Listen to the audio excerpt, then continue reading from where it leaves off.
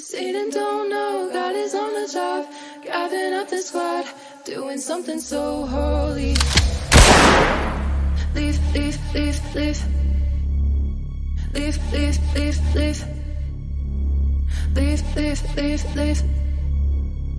Leave, leave, leave, leave. Tricky, tricky beast. You have everyone so deceived, filling their hearts with unbelief.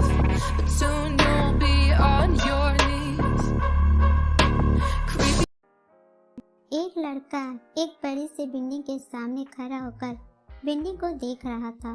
उस building के ऊपर बड़े बड़े अक्षरों में केटी लिखा हुआ था। उनकी आंखों के सामने एक 15 साल के बच्चा घूम रहा था। वो रो रहा था, चिल्ला रहा था। उनके चिल्लाने की आवाज उनके कानों में पड़ रही थी। वो बोल रहा था, दादाजी मेरे बातों को यकीन कीजिए, मैं कुछ नहीं किया। लेकिन कोई भी उनके बातों का यकीन नहीं कर रहा था। लेकिन तभी जैसे ही वो कुछ और सोचने वाला होता है, उनके कानों में एक लड़का का आवाज पड़ते हैं जो बोल रहा था, सर अंदर चलिए, वो लोग हमारे इंतजार कर रहे हैं। वो लड़का अपने मन में आए ख्यालों को छटका देते हैं और उस लड़के के साथ कंपनी के अंदर चले जाते हैं। जैसे जैसे वो कंपनी के अंदर जा रहा था, वहाँ का हर एम्प्लॉय खड़ा होकर उसे गुड मॉर्निंग विश कर रहा था। वो लड़का उनको बिना कोई जवाब दिए अपने प्राइवेट लिफ्ट में चला जाता है।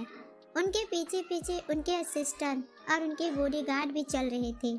वो जैसे ही लिफ्ट में एंटर करते हैं तो लिफ्ट सीधे 81 फ्लोर पर जाकर ही रुकते हैं।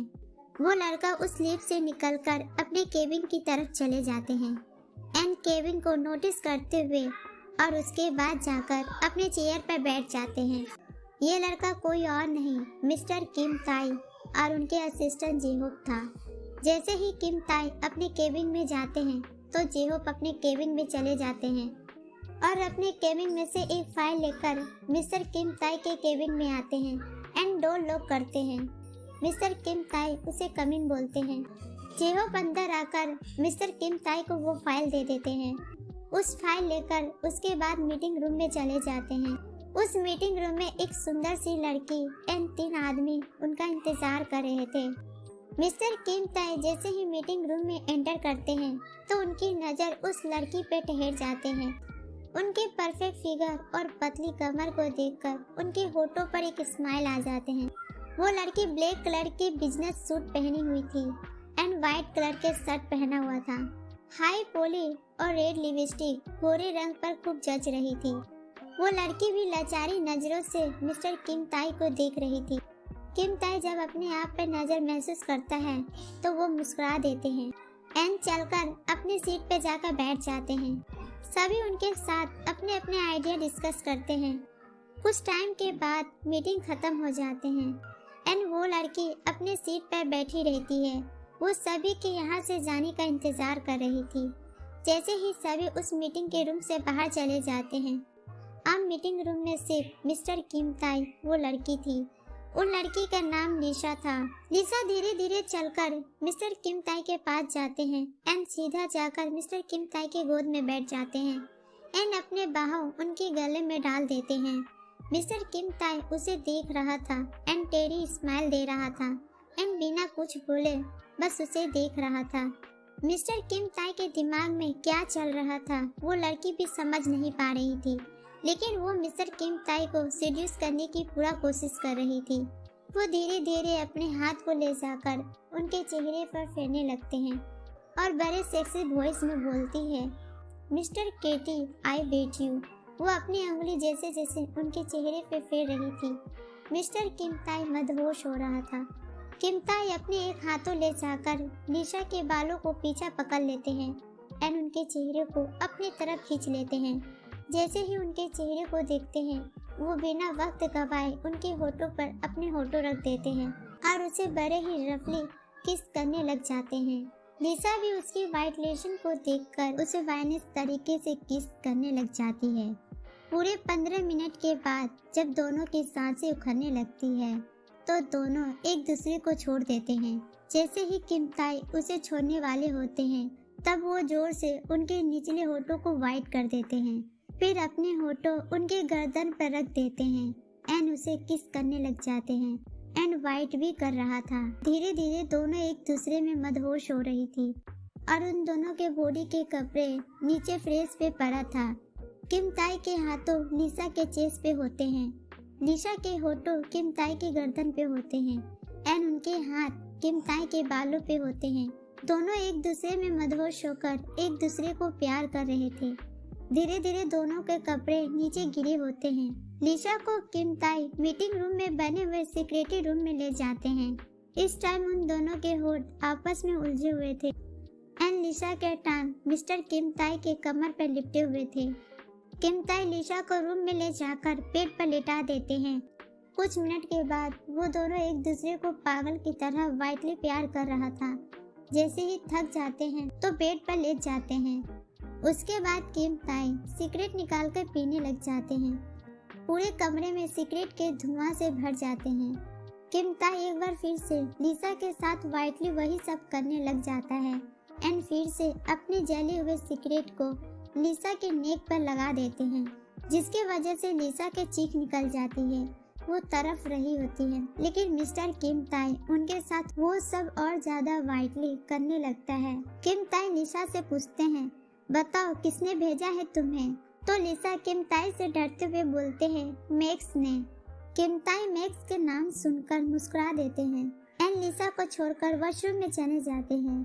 लिसा वैसे ही बेड पर पड़ी थी क्योंकि लिसा बेहोश हो चुकी थी।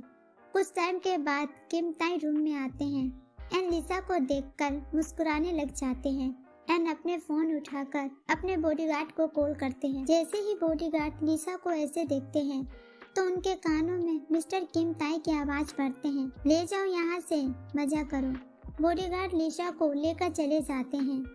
किम ताई जेहब को बुलाते हैं एंड जेहब को बोलते हैं, मैक्स से निपटने का इंतजाम करो, और उसके बाद अपने केबिन में चले जाते हैं।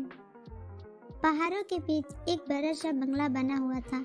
उस बंगले के थर्ड फ्लोर पर बने हुए एक कमरे में किंग साइड बेड पर एक अक्षरा जैसे दिखने वाली लड़की किसी छोटे बच्चे की तरह सुकून से सो रही थी और उसने एक बड़े से टेडी बियर को हक करके रखी हुई थी। खिड़की से आते हुए हल्की सी धूप जब उस लड़की पे पड़ते हैं तो अपने आप को ब्लैंकेट से कवर कर लेती है एंड फिर से सो जाती है। लेकिन 5 मिनट के बाद उनके नींद की दुश्मन उनके बेस्ट फ्रेंड उनके कमरे में आते हैं। जैसे ही वो लड़की उसको सोते हुए देखती है तो उनका मुंह गुस्सा से लाल हो जाते हैं, उनकी नाक लाल हो जाते हैं एंड उनके गाल फूल जाते हैं। वो तो बस पेट पर लेते हुए लड़की को गुस्से से घूरी जा रही थी।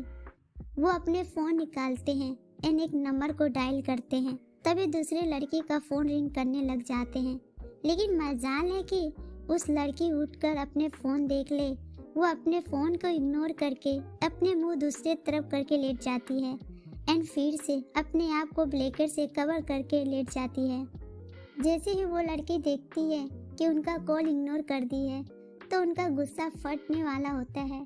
तो वो धीरे धीरे चलकर पेट पर लेटे हुए लड़की के पास जाते हैं और जोर से उस लड़की के कानों के पास जाकर उस लड़की का नाम लेकर चिल्लाते हैं, बनी।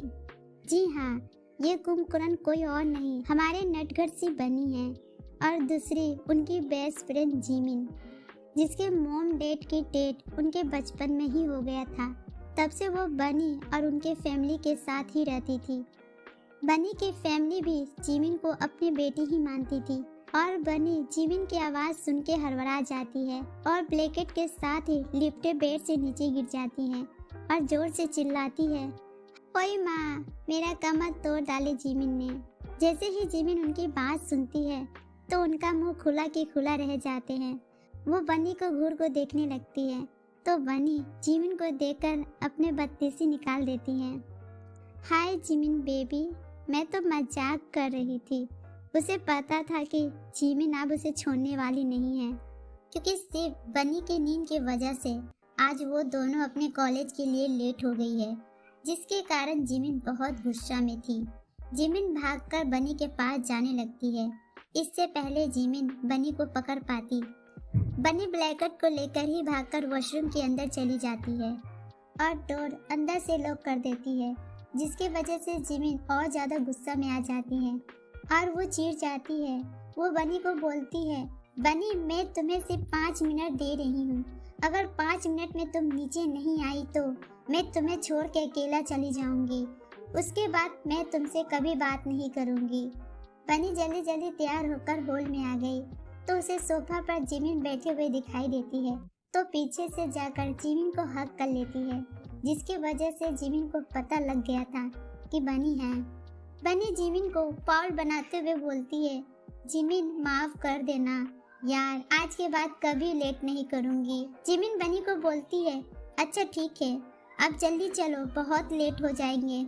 अगर लेट क्लास गए ना तो पता नहीं क्या होगा, और वैसे भी कल हम मुंबई जाने वाले हैं, उसके लिए भी मॉम डैड को मनाना होगा।